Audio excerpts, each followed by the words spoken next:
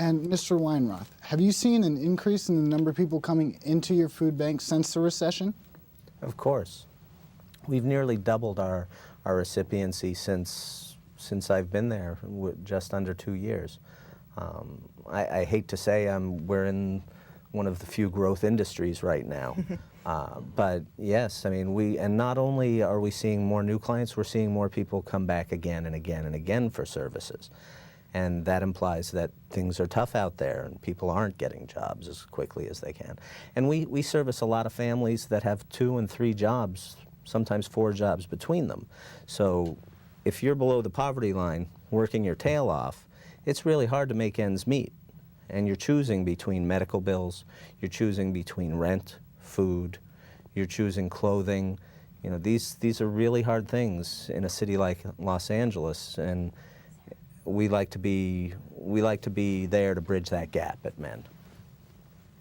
Okay, Dr. Covington, is there a socioeconomic group that is most susceptible to poverty or is seeing the most damage because of poverty? Well, let me go back to a point that was made earlier about the homeless.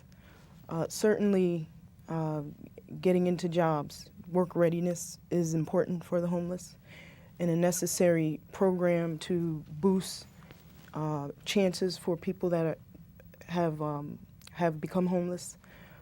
Certainly, and also we must say that these aren't people that are persistently homeless, right? These people cycle in and out, you know, of these kinds of services. But, you know, what's different about this recession, right, is that the jobs aren't there. Right. So when we do the job training, you know, they don't have anything to tap into. We've lost 4 million people out of the workforce. 4 million people have been forced out of the workforce during this recession. And period leading up to the recession and certainly after the recession, because the economists have told us that the recession is over. But we know that we're still feeling the pain, right? Families are still feeling the pain. And so, you know, certainly those poverty numbers don't really tell the full story, right? Nearly 15% of us are in poverty. But when we look at and slice the data by, say, race, if we look at female-headed households, those numbers are much worse, right? So for black people, African Americans, the poverty rate is 10 percentage points higher than the average for the U.S. So the poverty rate for African Americans is at 25%, as well as Latinos. And the poverty rate for female-headed households, that's women with young children, is at 32%. So 32% of women with young children are in poverty. And those are big numbers. Mr. Scott, when a person finds themselves at your shelter, what services can they find themselves, or what services are available to them to help them get back on their feet? Well, I would start out by saying, you know, we never describe ourselves as being a shelter. And the reason why we don't is because most shelter models means that if I, Greg Scott, was homeless, I get in line at a shelter. If I'm lucky enough, I get a bed that night. If I'm really lucky, I may get a meal that night. But the next morning, I still go back out into the street, and guess what? I'm still homeless. So our model is a little bit different. Not better or worse, it's just different because we need the shelter models, we need all the services that are in the community, we definitely need them. But here's how the Weinroth Center is different. People can be in our program from 6 months up to 2 years, depending on the program. And that's because we focus a lot on transformation. And it didn't take overnight for most people to have the layer of issues that they have to become homeless. It's not going to take overnight for that to happen. So we do an intake process. It's really service rich. We service rich. We surround a lot of services around every individual, from a case manager to job development. If they're dealing with any type of recovery issues, we have a whole clinical staff that provides that service. We help people with legal issues. We help people we have a new medical center that we just broke ground on this past November. We're excited about that, very comprehensive medical center. So just to use those as an example, we provide a lot of services around every individual. And the Weinroth Center is not for everybody. So if an individual is not serious about changing their life, then the Weinroth Center is not for them. It's for people who are really tired of, you ever heard the expression, sick and tired of being sick and tired? Yes, sir. It's people who are really serious about changing their life, then the Weinroth Center is a great opportunity for them to be able to do that. Because we do help people, with jobs.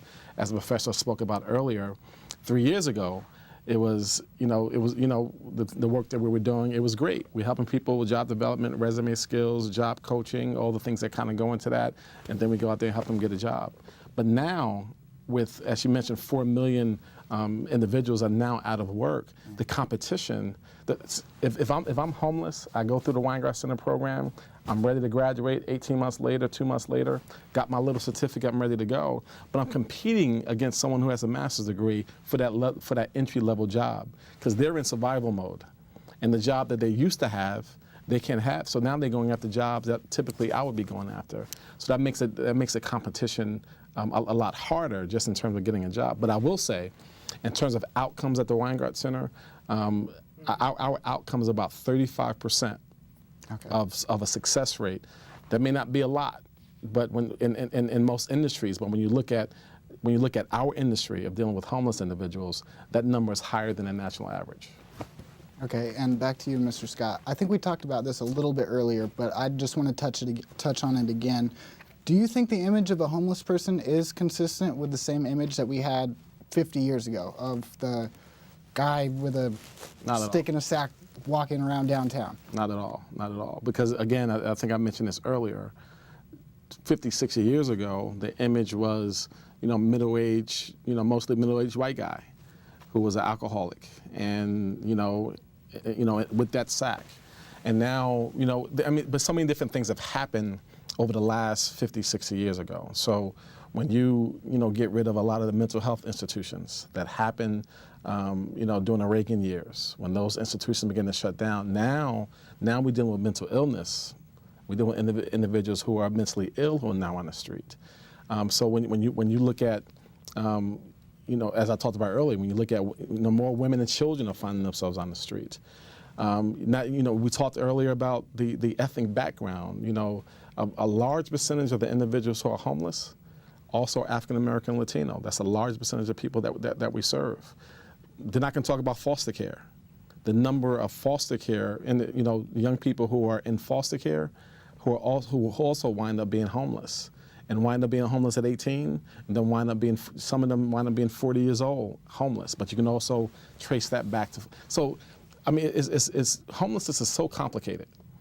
And it's not black and white. It's not like education. It's not like, cancer. It is so complicated because so many different issues go into reasons why people are homeless, and then trying to get people out of that situation. It's a very complicated issue.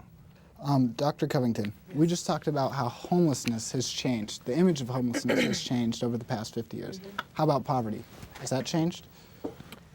I think certainly if we go back to the 90s, that was probably one of our best periods, right? And so at that point, just to bring out some more statistics, we saw in a group that was persistently unemployed or underemployed, that certainly employment leads to, or underemployment leads to poverty, right? But for African American males, they reached an all-time low over the 90s at 8% unemployment, right? And so when you have that, and that trickling down of wealth, or of prosperity to people at the bottom of the rung, of the ladder, of the economic trajectory, that suggested that, a robust economy is important for poor people to have access to economic opportunity, right? And so now we are on the flip side, right? And who's